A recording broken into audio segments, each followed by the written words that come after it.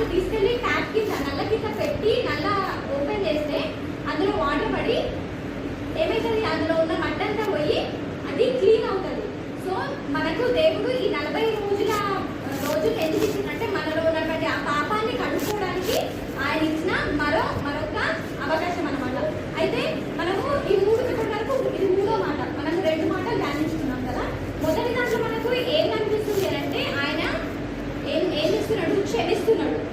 ఏమని, తండ్రి వీళ్ళు ఏం చేస్తున్నారో వీళ్ళకి తెలియదు అని ఆయన క్షమాపణ అంటే మనకు క్షమాపణను ఇస్తున్నాడు అనమాట, మనను క్షమిస్తున్నాడు. 2వ మాటగా మనను ఆశీర్వదిస్తున్నాడు.